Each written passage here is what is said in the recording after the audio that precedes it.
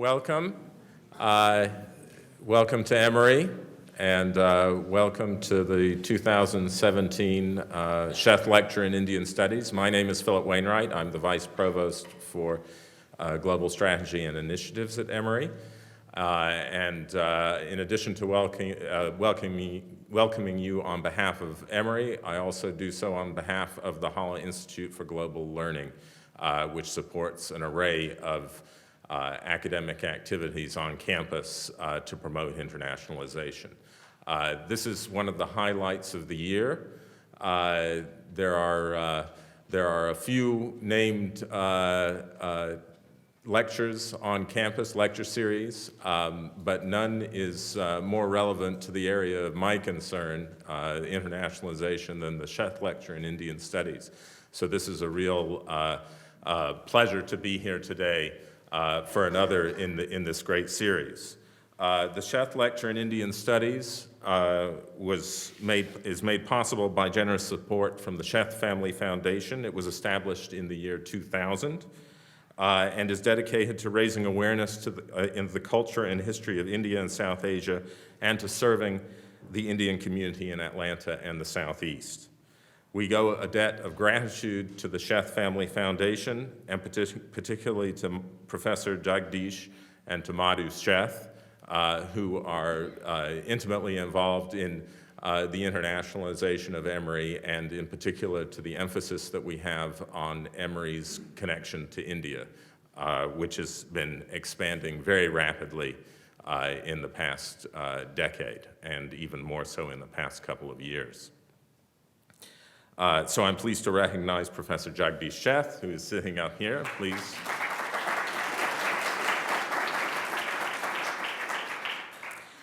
Today, we are privileged to have with us as the Sheth lecturer Ninan, who will speak about the challenges of becoming a latecomer when the rules have changed. Ninan is the chairman and editorial director of the Business Standard Limited, publisher of India's second largest business daily.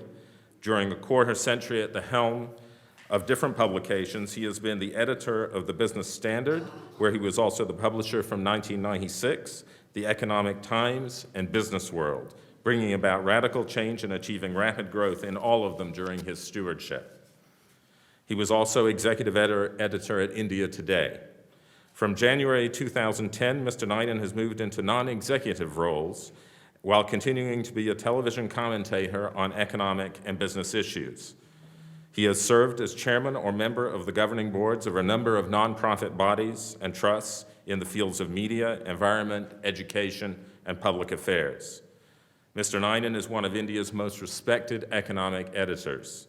His sharp and incisive commentaries on the budget are a much awaited feature of the annual business calendar.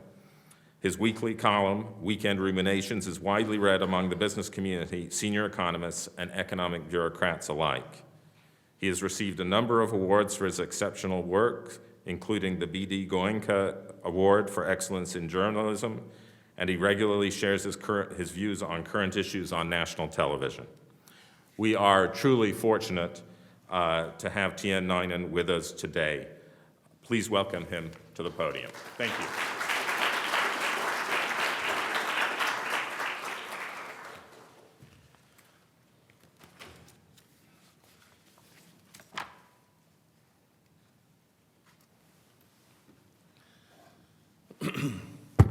Thank you, Dr. Wainwright, and good evening, friends, and Professor Sheth, and I see a lot of friendly faces around, so thank you all for being here on a Sunday afternoon.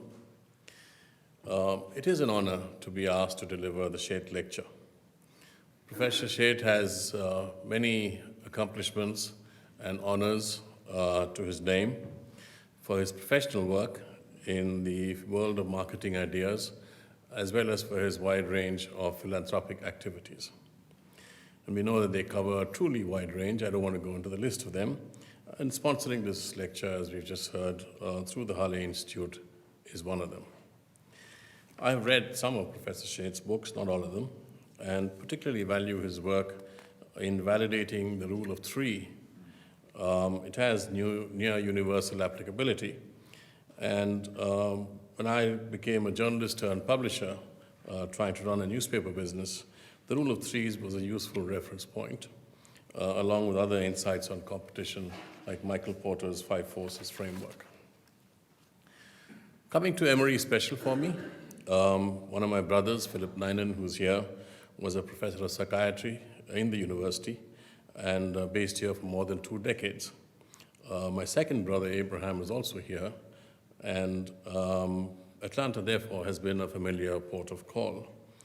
Naturally, when I received Professor Sheth's call on the phone, and then Dr. Wainwright's formal invitation, I was glad to accept.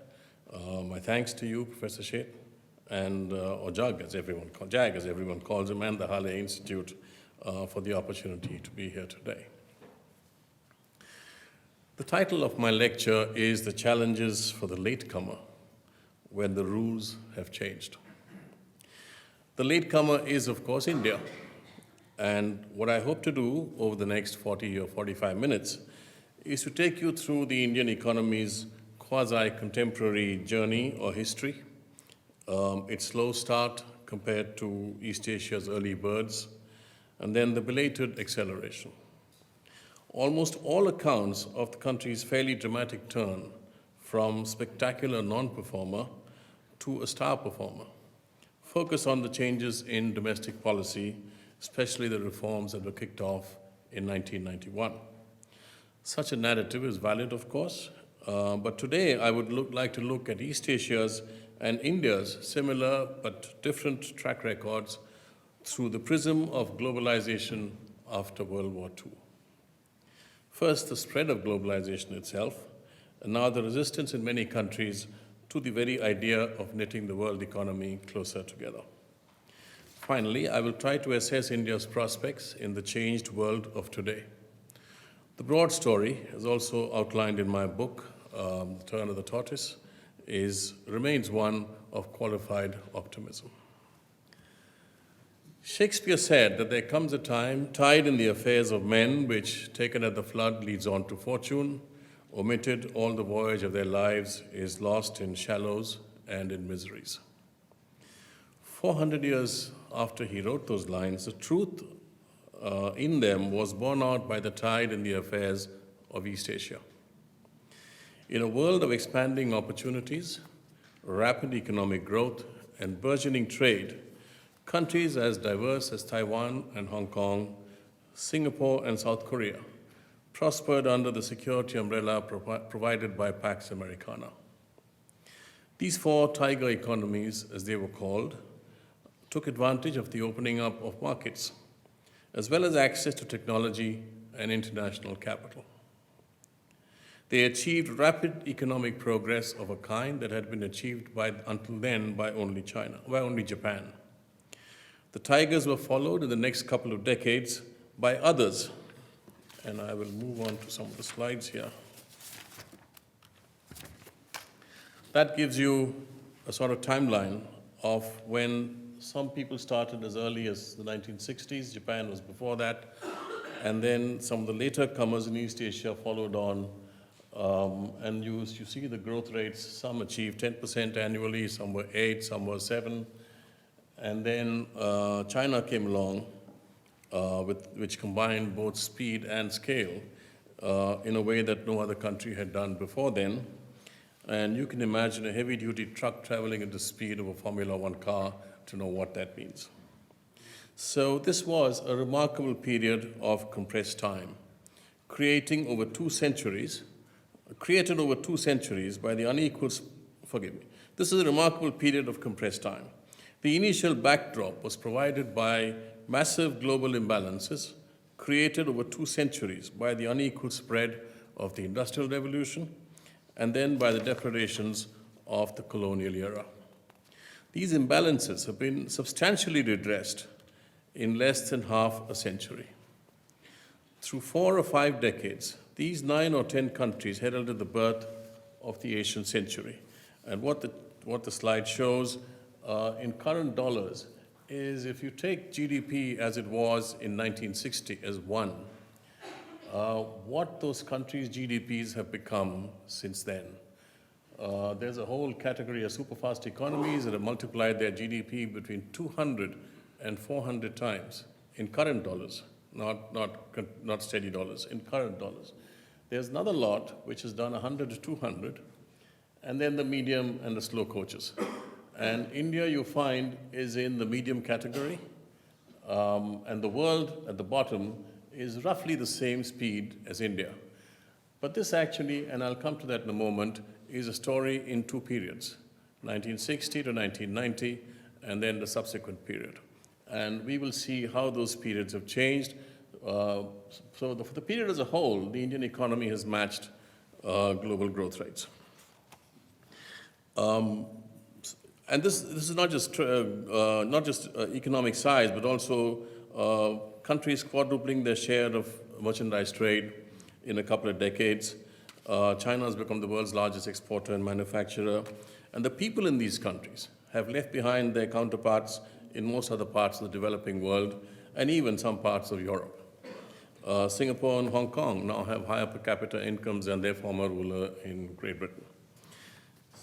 And through much of this period, India remained stuck in Shakespeare's shallows and in miseries. When individual incomes in the East Asian economies grew at 5% a year, India's managed only 1%. When outward-looking East Asia achieved rapid export growth, India's inward-looking policies left it with trade deficits, dollar shortages, and foreign exchange crises. When East Asia focused on simple labor-intensive industries and then moved up the value chain, India tried it the other way by starting with Soviet-style heavy industry. As we know, it didn't work.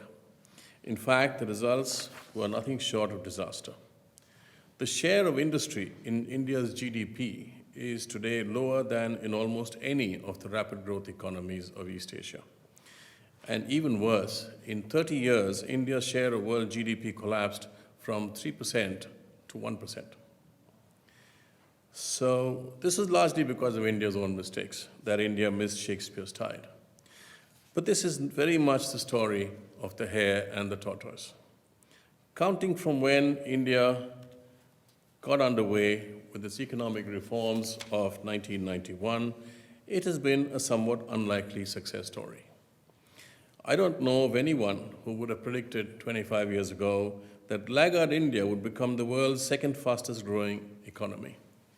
And this is now a shorter period of 20 years. The earlier period started from 1960.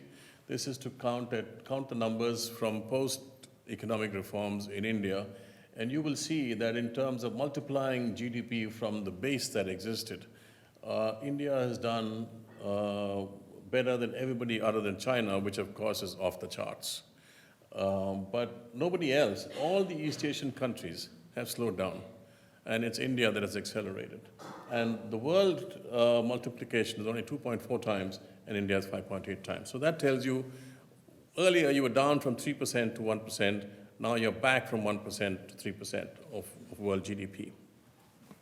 So it is an unlikely success story.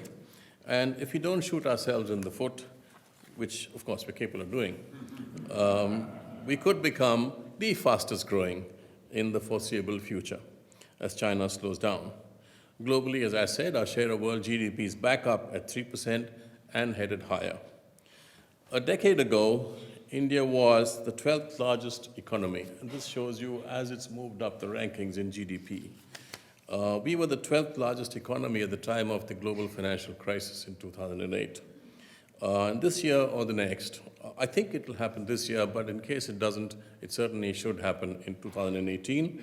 We would have become the 5th largest in terms of GDP and surpassed 4 economies of Europe, as well as Russia, Canada, and Brazil. As you know, Goldman Sachs had forecast in 2003 that India would be the world's 3rd largest economy by 2050. At one point, that looked like a stretch target. Today, it's proving easy to reach. In fact, on present reckoning, India should become the 3rd largest economy in the world a full 2 decades earlier, by 2030. You can already see the change. India's automobile industry is the 5th largest in the world and is forecast by industry sources to become the 3rd largest by 2030, overtaking both Germany and Japan. The International Air Transport Association, or IATA, expects India to become the third largest aviation market, also by 2030. We are already the second largest market for mobile phones. In solar energy, India is fourth when it comes to capacity additions. In total electricity generation, I think we are third. In terms of startups, India now has more than 4,500, which is more than all but two countries, the US and the UK. In every way, this is an economy going through transformative change. And it's not just the economy. I've given you here some of the socioeconomic indicators. What I wanted to do was to compare it with the average for the lower middle income group countries, which is where India belongs, but it just proved too much to be able to accommodate it into all in one slide.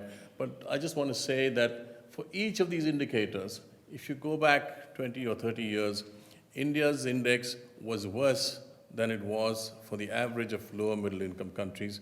And for each of them, India is now ahead of them. So we've overtaken the whole bunch on not just the economy, but also on all these indicators. So, we've had poor social indicators all along, and we still do in many ways. But the rate of improvement is what is essential here, and that is better than the average for the countries in our category. And so India has its half century of compressed time, just like East Asia did. Ours is from 1990 to perhaps 2040. Rather than losing its way in the shallows and miseries, India has simply caught a later tide, 3 or 4 decades after the others. Does the delay matter? The burden of my song this evening is that it does and it doesn't. The first point is that India is only midway through its half century of compressed time, whereas the other economies have had a full run. So we still have some way to go. Despite the improved performance of the last quarter century, our income per head is barely 40% of the world average, which you see here at the bottom is $16,000, using purchasing power parity to equalize differences in purchasing power for the currency. So, and we are at about 6,500, right at the bottom. All the East Asian countries are way ahead of us, and in terms of, so in totality as an economy, you're moving up the charts, but in terms of individual incomes, you're still at the bottom among the large economies. So our transition is therefore very incomplete. And this is partly because India started from a very low base. Back in the 1950s and 1960s, American mothers told their children, eat up your dinner and think of the starving children in India. Nobody said, think of the starving children in Indonesia or the Philippines. They said, think of India. So the byword for poverty was India because our starting point was much lower than it was for all the East Asian economies. Second, we began our acceleration also at a much later date. And the net result of that is what you see on the slide. And so my point is that we have a great deal of catching up to do. And what India needs, therefore, is another quarter century of rapid growth. The problem is, and this reflects the title of this lecture, is that the conditions of growth are becoming more difficult. What the early birds could get away with half a century ago is virtually impossible today. And let me give you one example. In the 1970s, the Korean government, South Korean government, encouraged its companies to make and export color TV sets. About 1 million sets a year. That is a large number back in the 1970s. These Korean companies were really homeless waifs because they couldn't sell a single TV set in their home market. They were not allowed to. In fact, you couldn't have sold it anyway because they didn't have color TV broadcasting in Korea until later.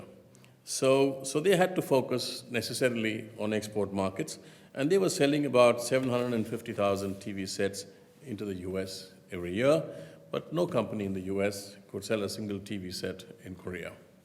Finally, Jimmy Carter said enough is enough, and he put a cap of 200,000 sets and said you can't do more than that. But it wasn't just Korea. It is also Japan, Taiwan, China. They all grew export markets in roughly the same way that Korea did by practicing protectionism at home. This would be harder to do today.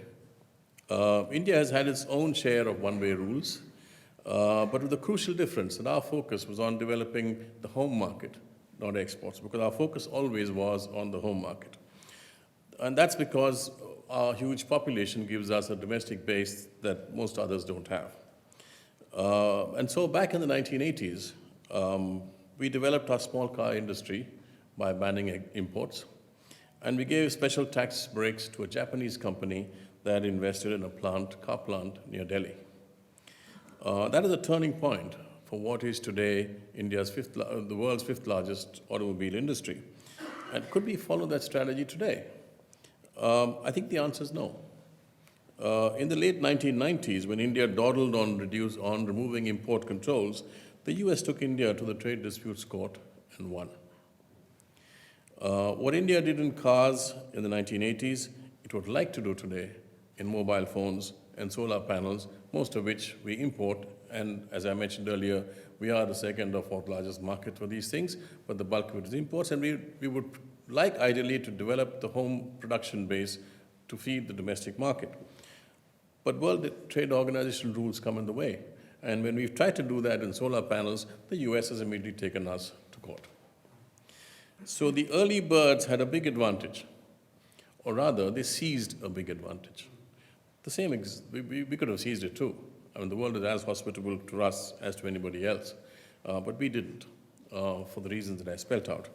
And so the existence of a hospitable world that welcomed their growth, bought their products, and made available both capital and technology without asking for too much in return, that is what these countries used to get to where they are today. They enjoyed access to advanced economy markets, even as they were allowed to practice protectionism at home.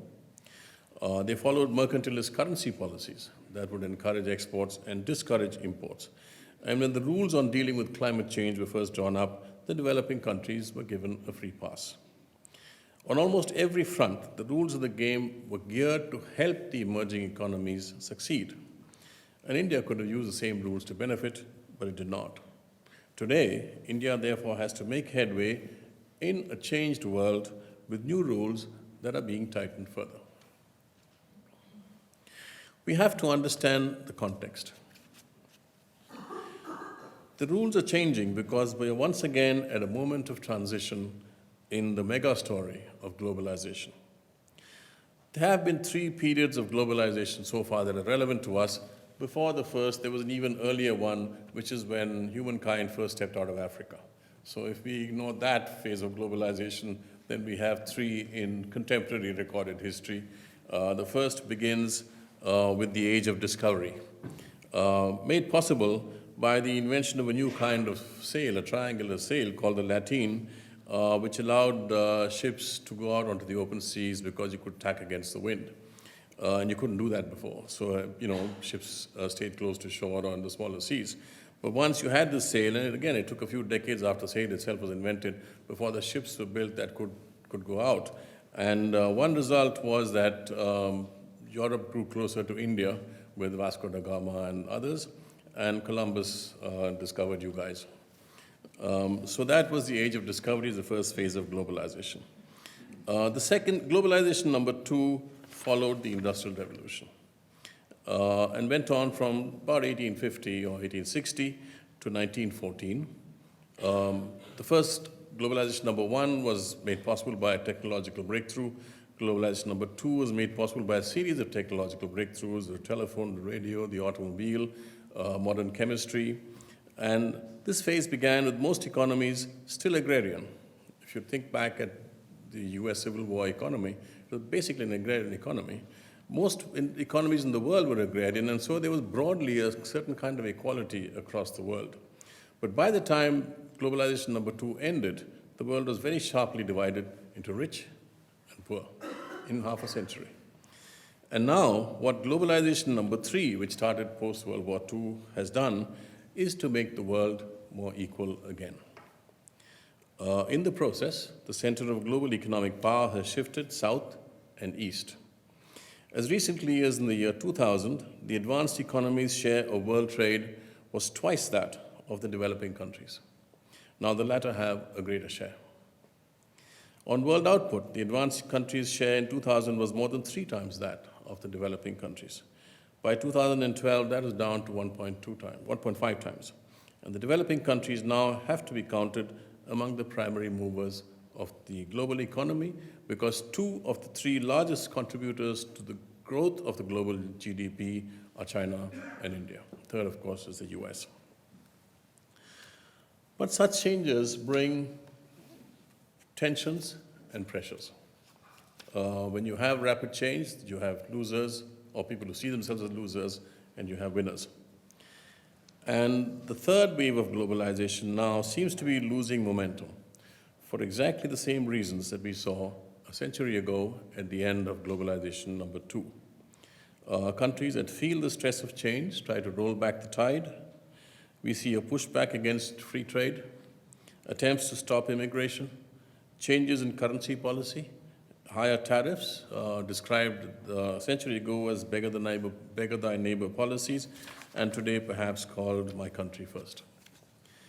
All of this is anti-globalization in intent. It is worth noting that the share of exports in global GDP peaked in 2008 at 31%. I don't want to suggest for a moment that globalization as a larger phenomenon is coming to an end. That is hardly possible when India has the largest number of Facebook users.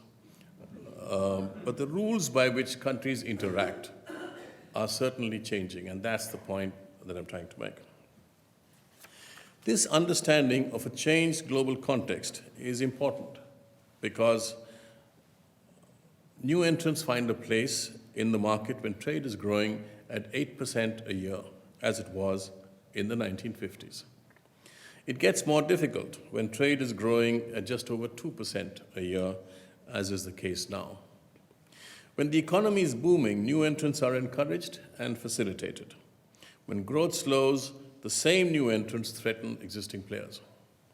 The early bird countries of East Asia caught the globalization tide at the flood when world trade doubled every decade. India is trying to make headway when the tide has ebbed. Today's reality is that new trade agreements have become impossible to negotiate. Indeed, people seek to dismantle trade agreements that already exist. Countries want to walk out of common markets or dump agreements that govern the global commons. Visa restrictions are being tightened. The spread of technology, which would boost productivity, is sought to be controlled through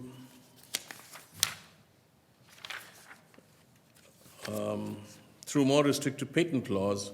Offshoring and outsourcing are the vital elements in the globalization of production, but they are frowned upon and companies are being pressured into practicing nativism. What does this mean for India as a latecomer? By definition, low-income countries have limited home markets. If they want rapid growth, they need to export and reach out beyond their boundaries. Every country that has sustained economic growth rates of 8 or 9% and more has enjoyed an export boom. In India's case, this crucial factor is now missing because world trade has slowed and defensive walls are beginning to go up. In fact, India's merchandise exports are lower today than they were 3 years ago. Without rapid export growth, India can kiss goodbye to 8 and 9% economic growth. What it will be lucky to get is 7%. No one can complain about 7% growth, but the difference between a 9% economy and a 7% economy is that after about 30 years, the first is about twice the size of the second. China grew at more than 10% for 30 years. India grew much lower. So 2 economies that are roughly equal in size. Today, China is 5 times as big. That's the difference between 9% and 7%. So if India would like to get 9% growth enjoyed by the East Asian tigers, it is unfortunately coming to the party too late. What it will likely to get is 7%. Well, that's also because we still have a lot of domestic reform to do, but also because the world economy is troubled. Rich economies have problems, have no room to accommodate the emerging markets. As far back as late as 1997, when the first agreement on limiting carbon emissions was agreed on at Kyoto, the emerging markets were given a free pass. Only the rich countries were asked to reduce their emissions, and there was logic behind that decision at that time. The emissions of the emerging economies were very low, and the stock of carbon gases in the atmosphere had come mostly from the wealthy countries. As the ones who had caused the problem, it was considered only fair that they work out the solution. The most recent climate accord at Paris 2 years ago marks a change. Now all countries have to commit to reducing or capping their emissions. India has among the lowest emissions per capita, but India too has to play by the new rules. And China has prospered because of weak patent laws, which it has exploited ruthlessly and got away with an aggressive currency policy. In fact, some East Asian economies ran multiple exchange rates, which the IMF would not allow today. You can't get away today with what Korea did on TV sets, as I've noted. And so the rules of the game in 2017 are very different. The rules on trading, investment, access to technology, currency management, greenhouse gas emissions, whatever issue you look at, you have a new set of rules or a changing set of rules. You may be only partially developed, you may be a low-income country, but you have to play by the same rules as everyone else. There won't be any special rules for you like there used to be in the old days. And as I've already mentioned, despite a quarter century of growth, India is still by far the poorest country among the large economies. Its manufacturing sector is relatively undeveloped. Half its people still live off agriculture, and 2/3 of the people still live in villages.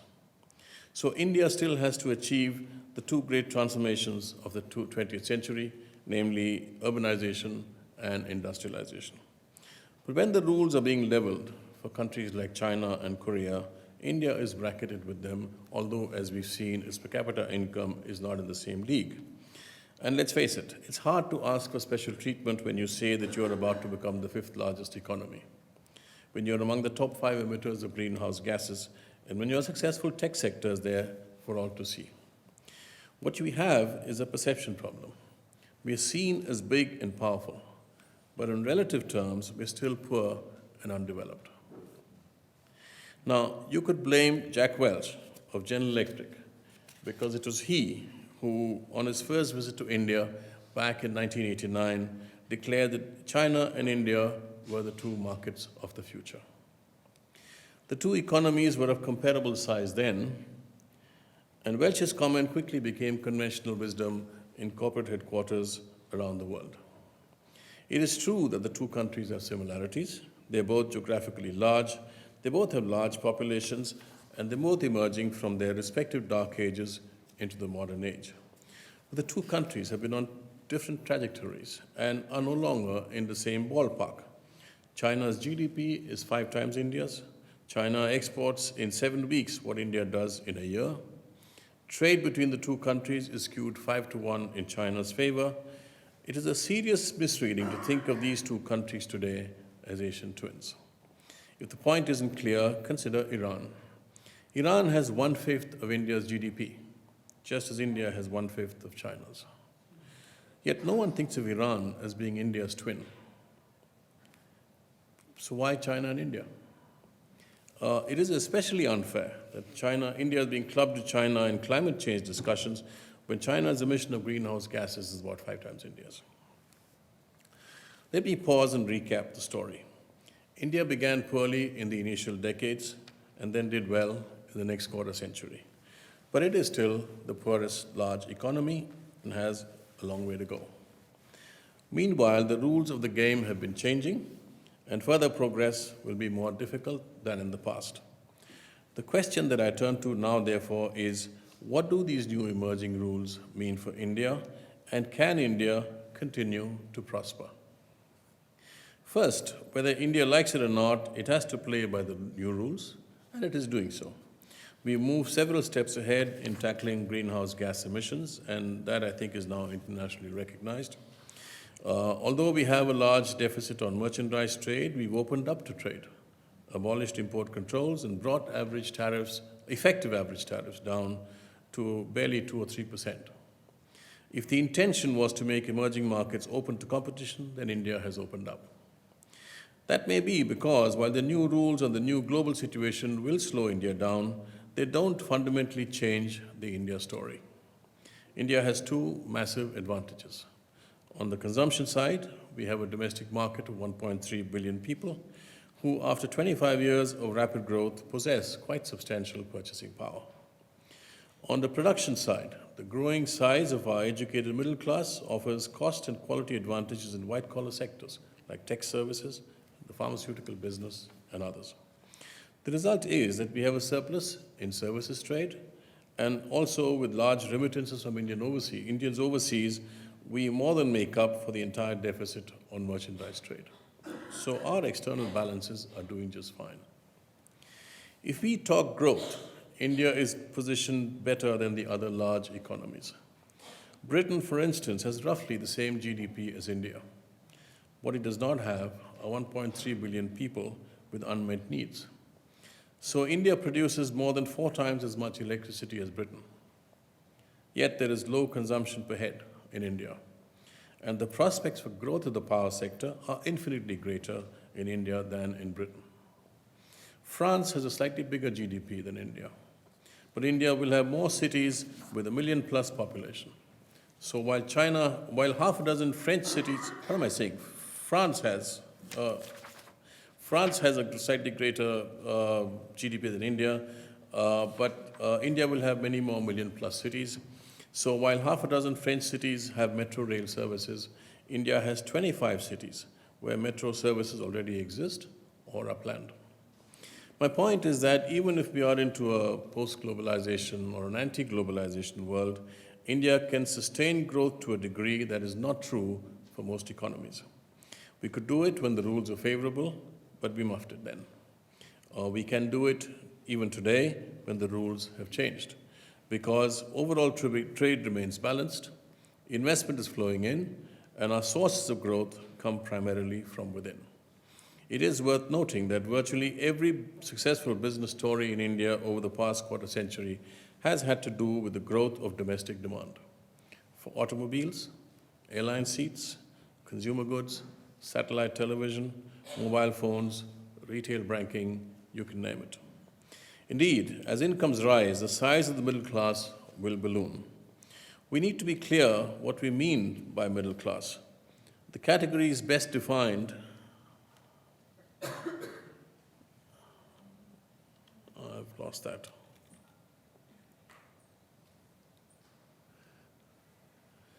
The category is best defined by the generally accepted benchmark of a minimum of $10 per day per head. That uses purchasing power parity. Because a haircut in India costs less than a haircut in the US. So if you want to understand the number in the American context and everyday dollars, a 4-member middle-class family should be taken as having a minimum income of about $50,000. And if you take that as the floor for being considered middle class, adjusted for purchasing power parity, then our middle class is roughly about 350 million, or about a quarter, a little over a quarter of the Indian population. And that 25% will become 30%, it'll become 40%, so 350 million will become 550 million, and each one of those 550 million will have more spending power than they do today. So you can compound the numbers over and over again, and you can see what it means. So it should be a safe bet that virtually any business catering to the middle class will continue to enjoy handsome growth rates. Consumer demand is one aspect of growth. Investment is a second. We know that India's physical infrastructure compares poorly with almost any other country. For that very reason, this has been a growth sector as vast sums are being invested in new capacity, roads, railways, airports, seaports. No country other than China is investing as much in its physical infrastructure as India.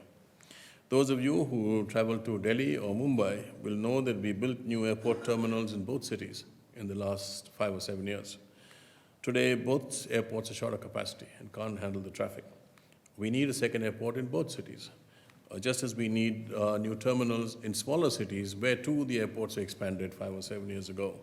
When the airline traffic is growing at 20% a year, you have to double airport capacity every 5 years. So that's the kind of growth that you need. And the railways are investing 20 billion this year in upgrading and modernizing. A new bullet train service is now being planned. The highway program is getting into higher gear, and there is a new thrust on expressways. Power demand will keep growing, and India is already the third largest producer of electricity. The country also happens to be the largest importer of armaments, and replacing imports with local manufacturers declared policy. That's why global firms are bidding right now to set up factories to make fighter aircraft in the country. The country has savings and investment rates that are high enough to finance growth in all these sectors from domestic resources. On top of that, foreign investment is running at record levels.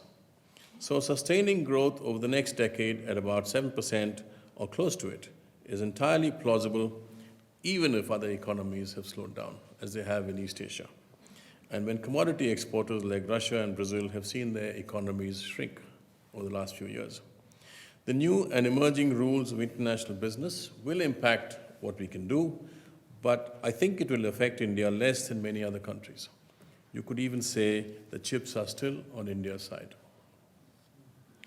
The problem is the quality of our growth and the jobs question. India's great failure has to do with jobs in the modern sector of the economy. Half the workforce, even now, is engaged in agriculture, though agriculture accounts for only 1/6 of GDP. So incomes in agriculture are a fraction of what they are in the non-agricultural sector. We need to get people off the land and into more productive activity in factories, construction sites, and other workplaces. If we don't, we could see rising frustration, social tensions, and political consequences that, in all honesty, could be unpredictable. Indeed, even the businesses that have been success stories so far face challenges. The first $100 billion in the IT services business generated 3 million jobs, and the industry body now expects that the second 100 billion will generate only 1.2 million jobs. At the Ford plant in Sanand in Gujarat, there are 2,500 workers and 500 robots. Tomorrow, that ratio could well be reversed. This trend is not just in India. 20 years ago, Adidas shut down its last factory in Germany and moved all its shoe production facilities into Asia. Earlier this year, the company was back in Germany with what it calls a speed factory, run entirely by robots. And I believe they are planning new speed factories in the US as well, so manufacturing could come back and move out of Asia where it had gone. You may see, on top of this, India having some unique features. If you've been to the country, you would have noticed that a large number of cars are driven by paid drivers. They say, the chairman of India's largest car company told me that every third car in India is driven by a chauffeur. Even if it is only 1 in 5 and not 1 in 3, the impact of driverless cars could cause mass unemployment. So we have some unique features. But let's not rule out hope. India's population grows by about 17 million every year. 2/3 of the population is of working age. That's 11 million. Most commentators say, somewhat unthinkingly, that we therefore need to create 11 million jobs every year. That is not true, because everyone of working age does not work. Globally, the employment rate is about 60%. And if you take that, 60% of the working age cohort, so if you take that as the norm, India has to have about 6.5 million additional jobs every year. On a base of 480 million working age people, that means annual growth in employment of barely 1.4%. Should not be difficult. The problem is that you need to get all those jobs in non-agricultural occupations. So in the non-agricultural field, you need to grow employment at close to 3%. And if an economy is growing at about 7%, you can get close to that number. But as my experience shows, you'd actually need to get beyond 7% to be occupying all 6.5 million. It could be done if we developed our manufacturing sector, as East Asia did, but India's outlook on that is frankly not great, for a variety of reasons, especially in the context of increasing automation and the deficiencies in our infrastructure. While there are other labor-intensive sectors like construction, tourism, and retailing, it remains important that we crack the manufacturing constraint. And then there is a soft side to the business and development. India is putting together a raft of enabling legislation, such as on arbitration, which will speed up dispute resolution. We're also setting up new regulatory bodies, which will add to the institutional base required for a modern economy to function. We have a new bankruptcy law and a competition commission. We have ambitious reform of indirect taxation and a new regulator to oversee a virtually lawless housing construction sector. Over the past year and more, a steady stream of initiatives has marked the first sustained drive to limit the size of the role of unaccounted money. Globally, if the future is digital technology and artificial intelligence, these are areas of strength for the Indian diaspora, which the country can tap. But while I list the positives, we still have all the old issues that weigh India down. The problem of courts that are clogged and justice that is delayed, the shortages of properly educated and skilled manpower, the failures in public health, the unplanned chaos that is our cities, and much else. Now we also have a banking crisis. But let's face it, any economy with per capita income that is 1/9 of the US will have its share of problems. And even if you're a skeptical observer, you would recognize that India's sustained record of economic stability, which has come along with an enviable growth record, is something that is not about to go away. So what I have tried to do over the past half an hour or thereabouts is to look at India, East Asia's and India's similar but different track records through the prism of globalization after World War II. First, the spread of globalization and the rise of the early birds, and now the resistance in many countries to the idea of knitting the world economy closer together. I've tried to assess India's prospects in the changed world of today. And in a sense, I remain a qualified optimist about the future of the Indian economy. Back in 1991, I would not have predicted that India would become the second fastest growing large economy over a full quarter century. Today, it is not hard to see that we could be the fastest growing economy over the next decade and the third largest by 2030. We can take comfort that we don't have debt that is 2.5 times our GDP, as China does, and the great opportunity that our working age population will continue to grow while it is shrinking in China. For all of that, our optimism about the future is tempered by awareness of our weaknesses. Throw it all into the pot, and what emerges, in my view, is that our rise will be slower and less spectacular than that of East Asia. But we have the twin advantages of size and lots of headroom for catching up. We may be a latecomer to the party, but hope in India is not an audacity. Thank you for your attention.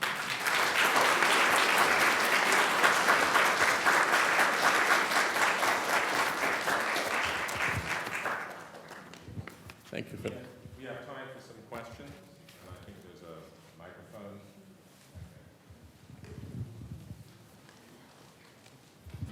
Hi, that was a great lecture, thank you. I have a couple of questions. One, what are some of the cultural challenges that India has? Some of the cultural challenges. Two, I mean, again, this is in reference to some article I read about Aurobindo Ghosh saying there's a whole like warrior mindset comparing Japan versus India. Both were at the same stages after World War, and like how culturally the Indian psyche is different from the Japanese psyche and blah, blah, blah, and all that. But again, long story short, like culturally, what are some of the challenges? The second question is, you yourself said that the Indian automobile sector is like fifth largest in the world. I mean, we as Indians, we talk with great pride about the green revolution, the milk revolution, or the white revolution and all that, but we don't talk really with a lot of pride about the auto sector being fifth. Like, I guess one of the reasons is, like, Delhi has more cars than Calcutta and Chennai put together, and I read somewhere that in some part of Delhi metro, standing outside in Delhi metro is 4 minutes of standing in Delhi metro is equal to smoking a cigarette. That's the pollution and the like lot of things. So instead of just being in a race about GDP and the progress, shouldn't there be a more like holistic approach as to what is right for India. Am I making sense? What do you mean by a holistic approach? Holistic approach is like in sense that what is best for India instead of just trying to hit a GDP number and saying we are here. So whether it is, I don't know, I'm not expert, but whether it's public transportation or self-reliance or again farming, there's so many factors that get in. But There is a positive correlation between rapid economic growth and the pace of reduction in poverty, in absolute poverty. The years of fastest growth were also the years of the fastest reduction in poverty, number one. Number two, the countries which have the cleanest air, let's say, are the ones with higher GDP or higher per capita income, to be more correct. The ones that have the best governance are the ones that have high per capita income. The countries that have the best public goods are the ones with higher per capita income. You can take almost any indicator you want, and the ones with the least corrupt are the ones with higher per capita income. There is a positive correlation between almost anything you want and income levels. You cannot celebrate poverty and say we have cultural values or we want holistic growth. The fact is that economic growth is at the base of every kind of development that you want to see.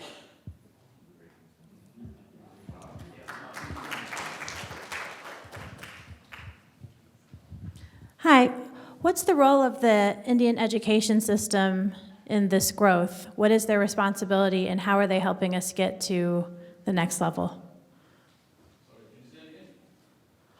What is the role of the Indian education system, the primary education system, the university system, the IITs? How are they helping us get to this next level?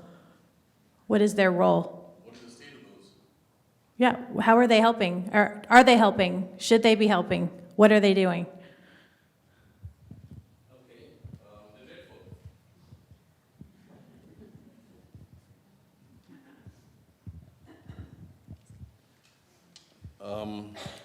I had put up a slide which looked at some socioeconomic indicators.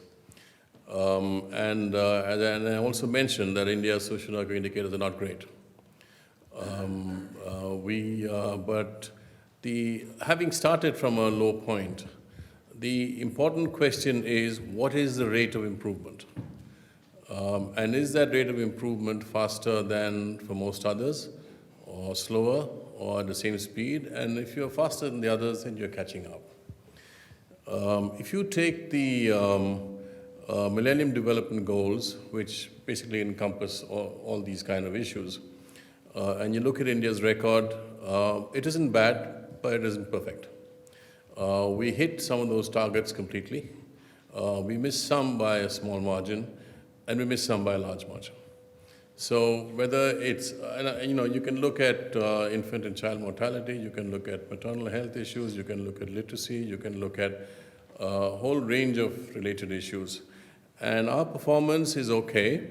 It's also okay in the UN Human Development Indicators Index, but it could be very much better. And the fact is that after all these years, our educational school system should be much better. And we're not doing enough to improve it. We focused on numbers, we focused on enrollment. So the Millennium Development Indicators target was 100% enrollment, which we got. Then you said that you need to improve enrollment of the secondary sector, which has improved dramatically. It's now 90%. But the point is that the level of education in those classrooms is dreadful. So now you need to, having done the numerical stuff, you now need to get the quality stuff. I hope we can do it.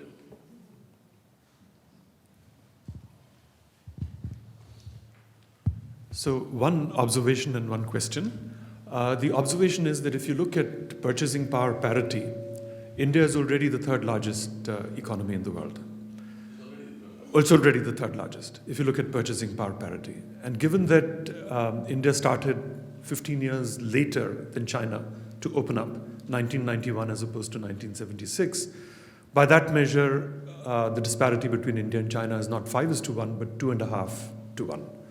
I think if you look at the purchasing power parity. So that's the positive part. But the thing that worries me, the negative part, is what is happening to income inequality, to the inequality in India. So Thomas Piketty has already talked about what has happened in the United States and in Europe, how the inequality has increased dramatically. But that is something that happened at much higher levels of growth. Whereas in India, his recent paper indicates that if you look at the last 20 years, 25 years, 50% of the benefits have gone to the top 1%. 50% of the growth that has happened has gone to the top 1%. Very much along the lines of what has happened in the United States. That to me is extremely worrying. And especially if we're going to have, as you indicated, automation and artificial intelligence, when people at the bottom of the pyramid will be hurt even more, I think that means that perhaps in the future the cause for concern would be even greater. Would love to have your observations on that.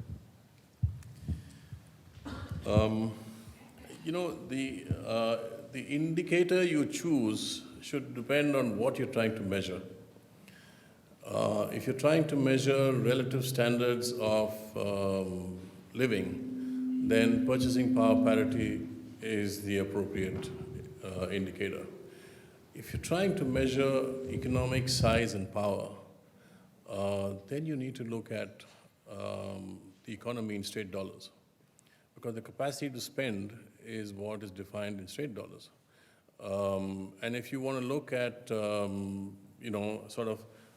levels of development, China's manufacturing sector is 10 times ours. So it depends on what you're trying to measure. So purchasing power parity is useful for some things, it's not useful for others. And on the inequality question, my take is that, of course, it's been going up in India and it's been going up in the world, but our story is slightly different from the global story. Inequality in India is defined primarily by the family in which you're born, which includes your caste. And the way to escape those initial disadvantages is through education. And our inequality is built in lifelong into people because our education system does not give proper access. If you had a proper education system which offered some level of equality in opportunity, irrespective of your background, then the inequality that comes later in life would be very much less. When you look at growth in the initial stages, it is almost written into stone that inequality will rise. You have the whole Kuznets curve, and you will see inequality rise up to a certain point, and then it levels off.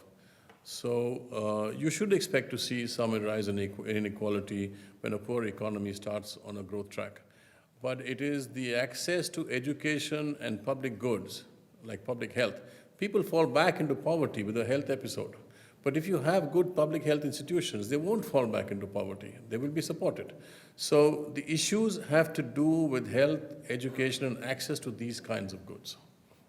And to me, that is more important for equality than any taxation issue or those kinds of, questions. I don't know if that answers your question. Thank you.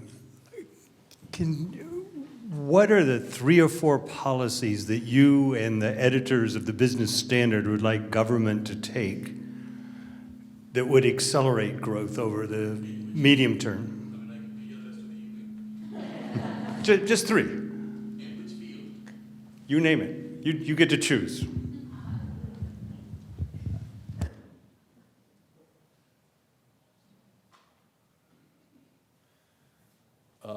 If I had to sum it up, it would go back to the factors of production: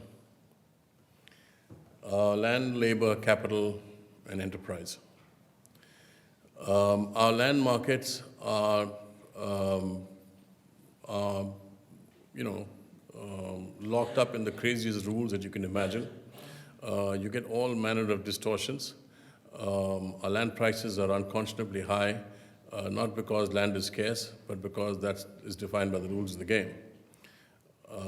Our capital at the moment is seriously endangered by the state of our government banks, which at least half of them are bankrupt. Bank credit has not grown this year. In fact, it's declined this year and didn't grow last year, government bank credit. And across the system, we're not seeing credit grow, and you can't have that if you want the economy to be growing. So there are rigidities in the capital market as a consequence. You have labor laws which were tightened and then tightened again, so that most businesses had serious questions about the ability to be flexible in a labor market, down to how many hours of overtime you could do. Women could not do a night shift. Textile garments unit that has seasonal demand because the summer season comes and the winter season or the autumn season comes, and the demands flow, demand flows in, and then because you're fixed on a certain kind of labor practice which you can't change, you can't meet the demand. So there are a whole series of labor laws that come in the way of flexible labor practices in a competitive labor market. So land, labor, capital, and enterprise. The World Bank lists India as one of the most difficult countries in which you can do business. So there is a whole set of issues there which you need to address. And it's quite easy to actually list all of them and break it down and go after each one of them. Some of it is easy politically, some of it is not. The government-owned banking system is a political hot potato. Labor laws are a political hot potato. But if you don't deal with them, and if you don't build the infrastructure, then you're not going to get what you want. That's what our paper says.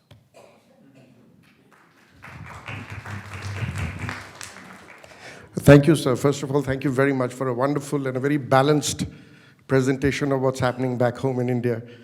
I have a question in the sense that, you've made a prediction, 7%, 1993 to 2030.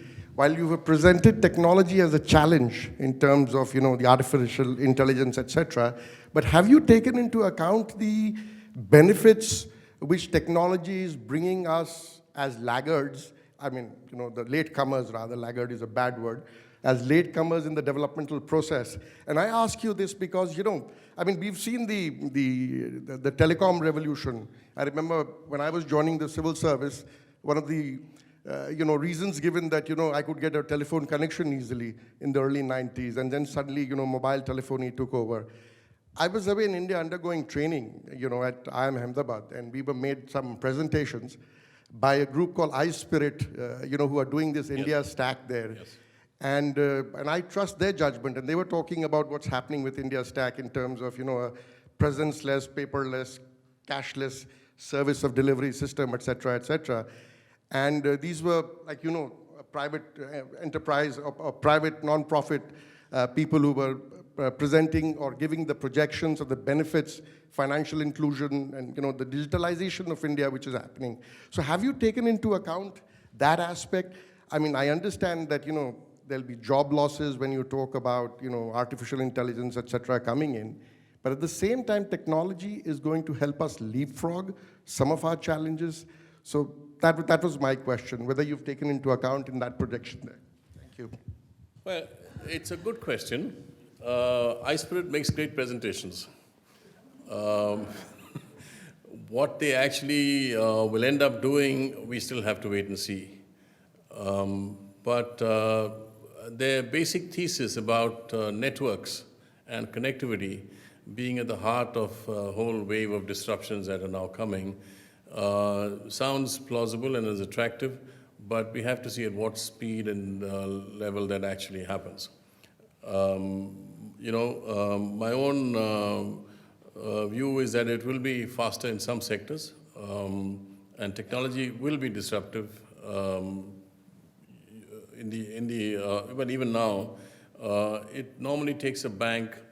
I think the cost is $8 for acquiring a new retail customer in terms of a checkbook and the process and the formalities and the forms to be filled and the know your customer requirements and all that. There is a certain number, and I think it's $8. to acquire one new customer. But a mobile phone customer can be acquired in no time at virtually no cost.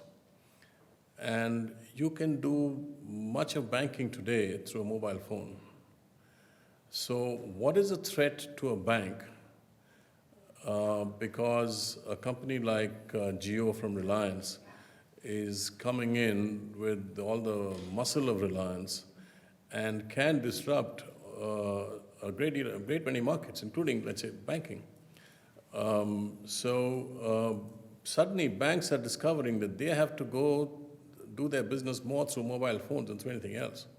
And they have to acquire business customers through mobile phones, deal with them only through mobile phones, and make that happen through technology. So at one level, the employment that would be created by one bank customer in the $8 system is much greater than the employment that will be created through a mobile phone banking customer. So suddenly, growth of banking becomes less employment intensive. On the other hand, if banking penetration shoots up to near 100%, then a great many more people are caught in a network, which you can then use for a whole variety of things which add to productivity. So, this thing works in many different directions. It's hard to predict exactly what the pluses and minuses will be, but what you can say is there will be disruptive change.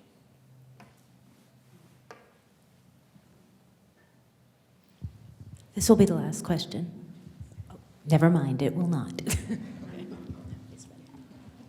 Thank you very much for your time. I just wanted to thank you, representation, but you cited some figures that went all the way up to 2050. So I was curious if you had any thoughts on territorial disputes, particularly the ones with particularly the ones with Pakistan and China. Are these issues that are going to be resolved pacifically? Given this weekend, I think there were 6 Pakistani soldiers that were shot by Indian military, and it was in these disputed regions. So, yeah, I believe.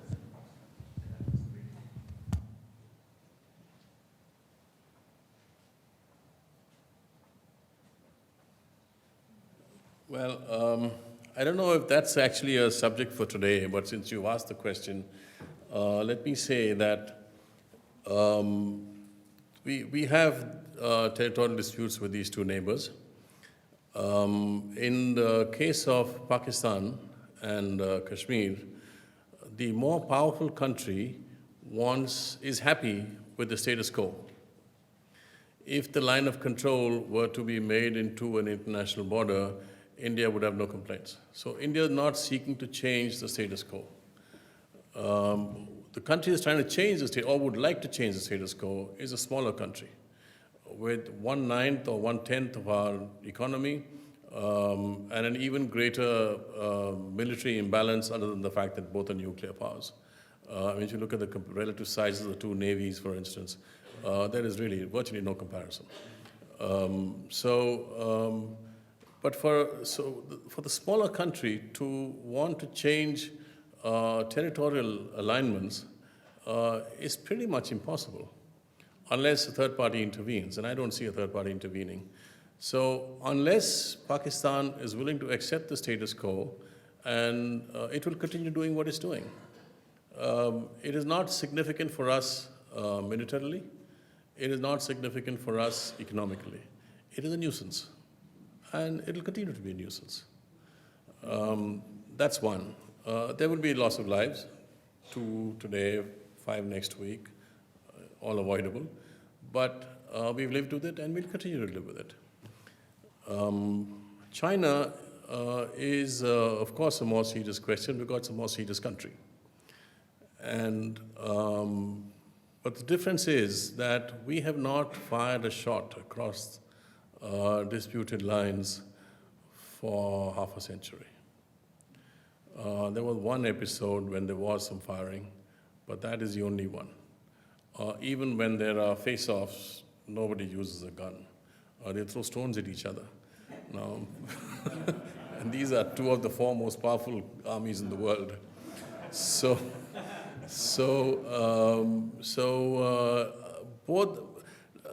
both countries know they have a problem. There is rivalry, then there is tension. But I would be very surprised if there were to be actual conflict, military conflict between the two countries, because it's simply not worth the game.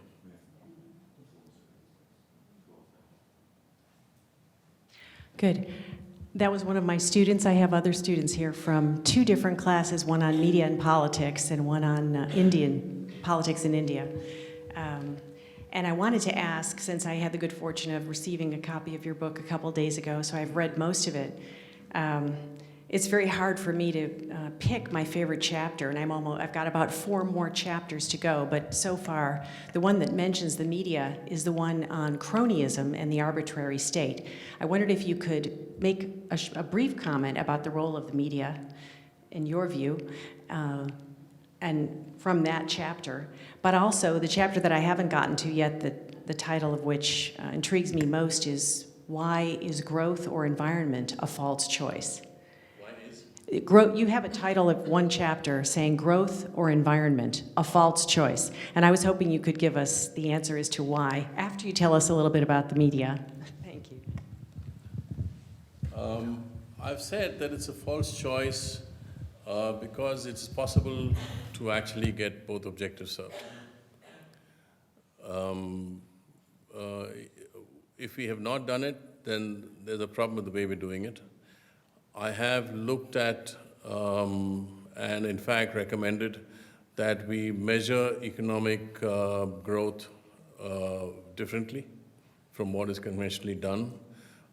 There is work being done by people on how this can be done by looking at a nature balance sheet. There's a whole balance sheet question versus a profit and loss question. The GDP is looking at what you've grown, whereas you have to look at your basic health, which is through the balance sheet. Any company, you can have a good profit and loss account, but if your balance sheet is not healthy, then you have a problem.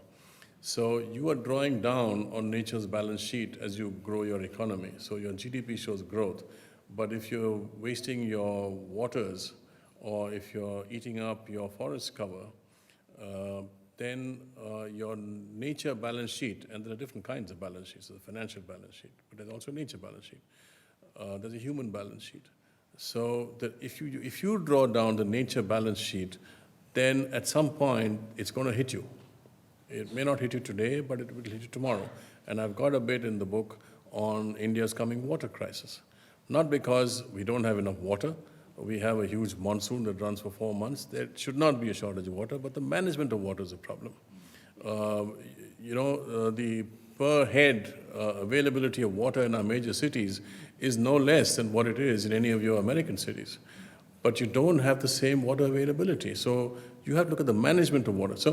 So I go into a sort of larger way of looking at the environment and economy question, and I do maintain that you can it is not a choice that you have to make.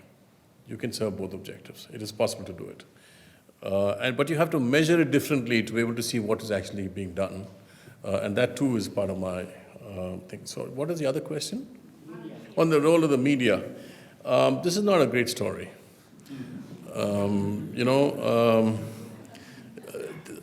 I always maintain when I'm asked this question, there's no such thing called the media.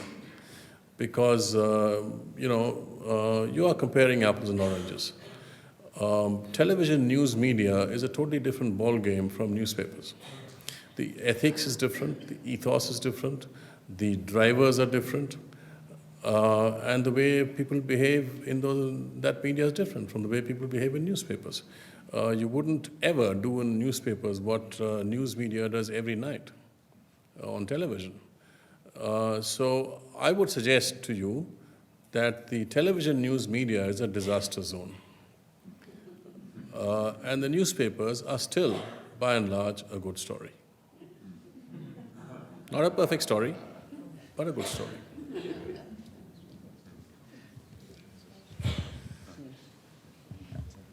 I've got several people, so I'm going to go in the order that I saw them. Thank you very much for this wonderful presentation. And you mentioned that we are quite capable of shooting ourselves in the foot. And what do you think are some of the ways that we can do that?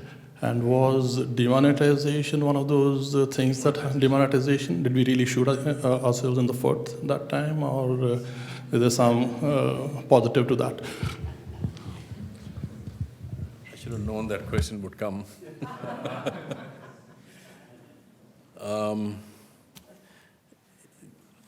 It's hard to defend it. What can one say? It is beyond all logic. It made no sense then, it makes no sense now.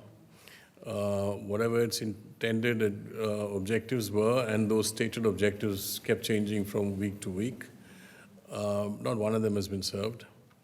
There's a huge disruption. The economy has paid the price and continues to pay the price. And poor people paid the price. Small businesses paid the price. And it achieved nothing. All the money came back.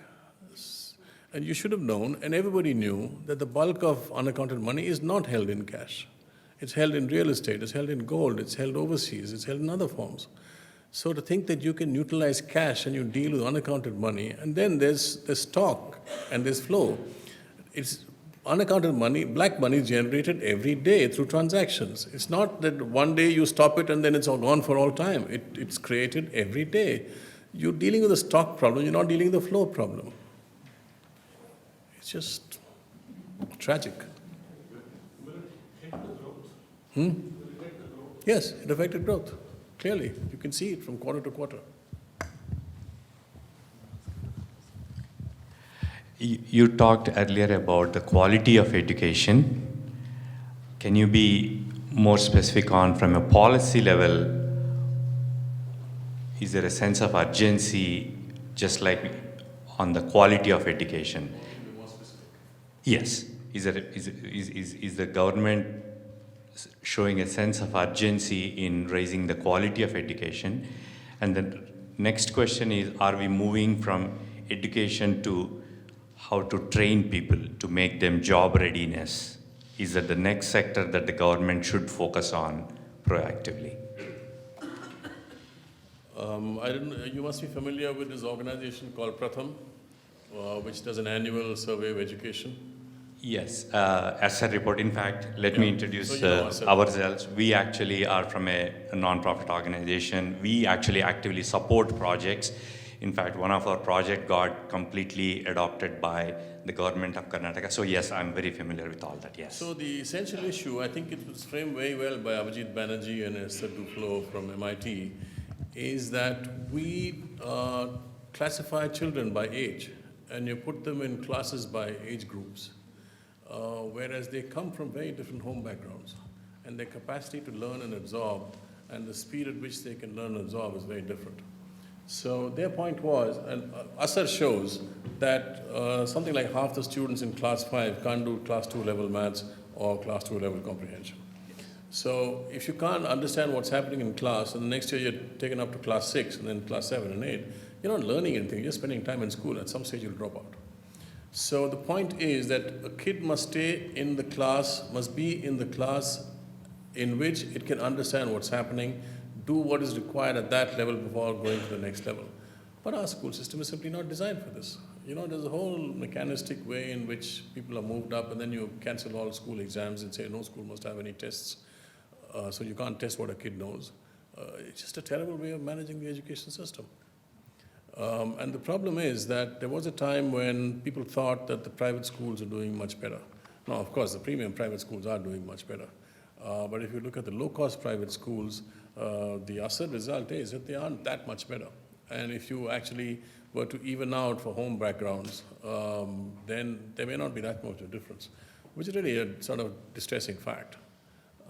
So then you're left with saying you have to go back to government and fix it at the government level. But I don't see it happening. The skills issue, the whole skills program, which has been on for several years now, has failed. Primarily because we didn't link it to jobs. And what we needed was not a skills program, but an apprenticeship program. Because people learn the whole, copying of the German model, where you study for half the day and you work on the shop floor, on a training establishment for half the day. So it's a work and learn kind of combination that you do simultaneously. And you know that at the end of it, because you're an apprentice and you do well, then the company absorbs you. So there's an incentive to learn and to do well. Whereas in the skills program, and I've been to some skills centers where they're imparting these skills, very high dropout rates because those people don't see what there is at the end of it.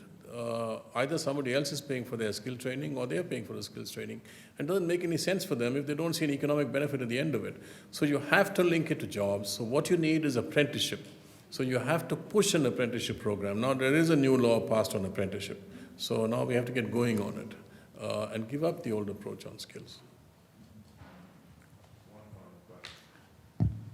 I have actually two questions, related questions. You mentioned earlier that economic development is the basis for all growth. So my question is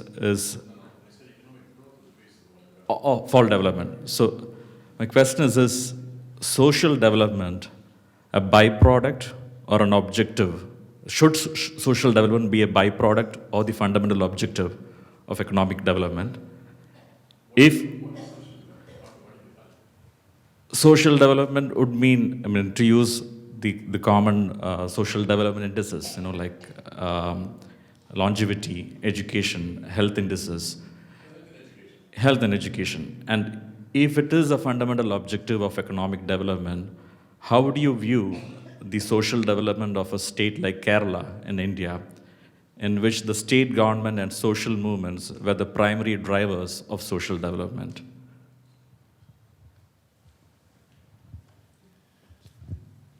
Kerala is a very unusual story, and I don't know if it can be used as a sort of benchmark for what others should do, because it has some unique characteristics which are unlikely to be repeated.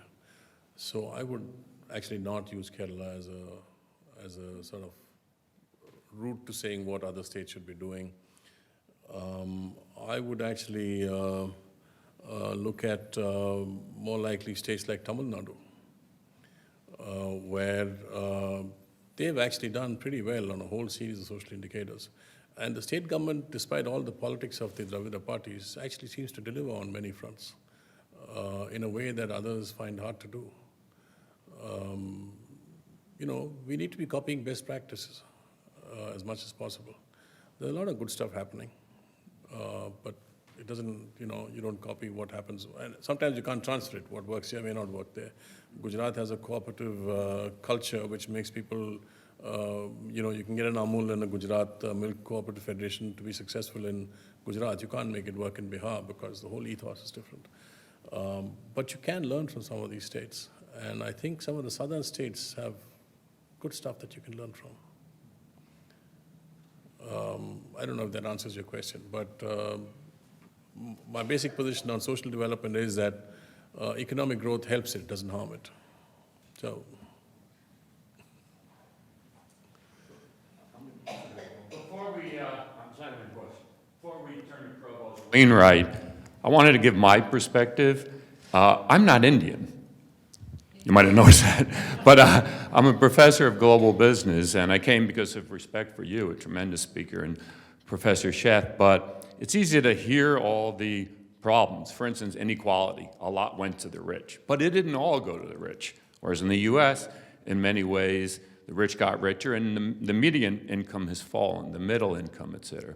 So I'd just like to add the perspective of a global business professor who is not Indian.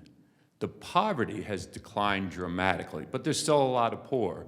The literacy of women, maybe not a great level of literacy, has gone up dramatically, and it hasn't in Pakistan, it hasn't in Bangladesh, hasn't in so many parts of the world. Something you referred to, the child mortality, has gone down dramatically. Amartya Sen wrote about the famines that kept coming. You don't have them anymore. So I'd like you to, at least with all the problems, step back and say, other than China, there has never been a nation in India that has achieved the reduction of poverty, of maternal mortality, of child mortality, of women's illiteracy. So you know what? Let's give yourselves a break. It's a great country with a great culture.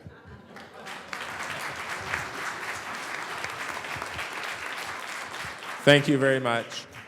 Please join me in giving another round of applause to Mr. Ninan. Thank you. And I'm going to invite Professor Sheth to come and give the closing remarks, but before I do that, I want to remind you that there's going to be a reception following the lecture today, and also, if you're very fortunate, you might get Mr. Ninan to sign a copy of his latest book, which is on sale outside. So, Professor Sheth.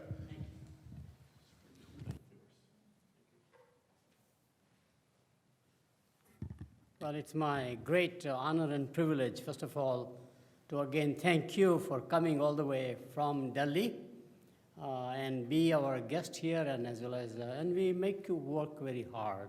So I want to thank again. My second thanks go to the audience. Great turnout, partly Holly Semetko made sure that it's counted toward their grades, you know, whatever the reason is, I don't know. But we have a great turnout, and both the Indian community has come, which is one of the mission about this particular lecture, as well as our academic colleagues around here. And I think that's so I do want to congratulate the audience for showing up on Sunday night or Sunday evening. Third, in order of thanks, is obviously the Office of the Vice Provost for global strategic initiatives, as opposed to international is whatever, but that's what it is. It's a very large responsibility. Every student who goes abroad anywhere in the world, every faculty who goes, they are responsible. And today's days of uncertainty every place, you just don't know what's going to happen, whether it's an earthquake or a fire or something that's man-made. This office has an enormous responsibility. And the reverse is true. All the foreign students who come to study at Emory from all over the world, again, they are responsible for that. And in addition to that, with such a small staff of people, they do an extraordinary job of hosting events like this. So I want to thank, of course, Philip Wainwright as the head, but there are other people behind. The real person who hasn't slept for several days is Ariel, and I don't know where she is, but she has been great. So she's still working, preparing something, I'm sure, and of course, Shannon again around here, right? Very much into the media and publicity, etc., within the campus and outside the campus. So I do want to acknowledge a great, great thank you for supporting the Sheth lecture through the Hale Institute. The last comment is that I do want to thank one more person that you may not expect, and that's my own wife, Madhu Sheth. She's sitting in the back there.